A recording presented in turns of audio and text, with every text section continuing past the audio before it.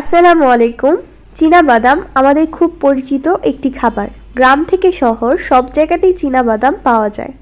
অনেকেই চীনাবাদামকে শুধু নাস্তা হিসেবে দেখেন, কিন্তু বাস্তবে চীনাবাদাম হলো একটি অত্যন্ত পুষ্টিকর ও শক্তিবর্ধক খাবার।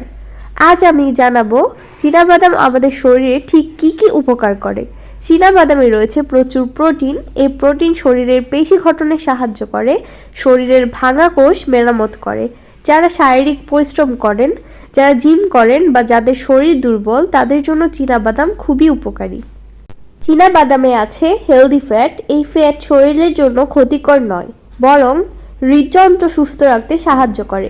নিয়মিত পরিমিত চীনাবাদাম খেলে খারাপ কোলেস্টেরল কমে এবং ভালো কোলেস্টেরল বাড়ে।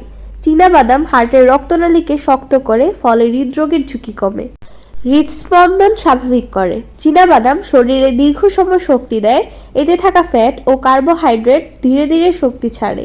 এই কারণেই কৃষক, শ্রমিক ও পরিশ্রমী মানুষেরা আগে চীনাবাদাম বেশি খেতেন। চীনাবাদামে রয়েছে ভিটামিন বি কমপ্লেক্স। এই ভিটামিন স্নায়ুতন্ত্র ভালো রাখে, মানসিক চাপ কমাতে সাহায্য করে, মস্তিষ্কের কাজের গতি বাড়ায়, মাথা ঝিমানো ভাব কমায়। যারা পড়াশোনা করেন, যারা বেশি চিন্তা করেন বা মানসিক কাজে ব্যস্ত থাকেন, তাদের জন্য চীনাবাদাম উপকারী।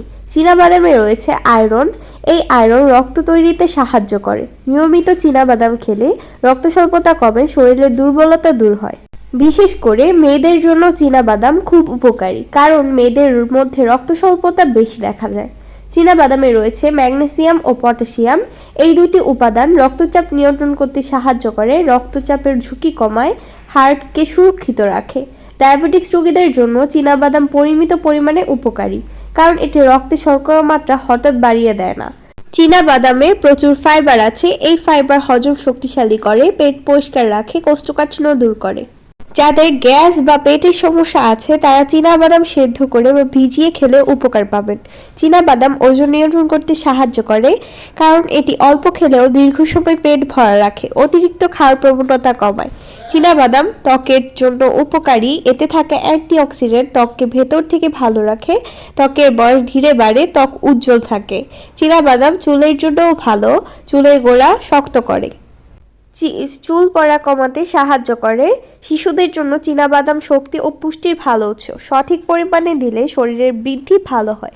চীনাবাদাম খাওয়ার সবচেয়ে ভালো সময় সকাল বা দুপুর। খালি পেটে অল্প পরিমাণে খাওয়া যায়। রাতে বেশি চীনাবাদাম খাওয়া ঠিক নয়, কারণ এতে হজম সমস্যা হতে পারে। ভাজা চীনাবাদামের চেয়ে সেদ্ধ বা শুকনো চীনাবাদাম শরীরের জন্য বেশি উপকারী। যাদের চীনাবাদামে অ্যালার্জি আছে, তারা অবশ্যই সতর্ক থাকবেন। এক্ষেত্রে চিকিৎসকের পরামর্শ নেওয়াও জরুরি।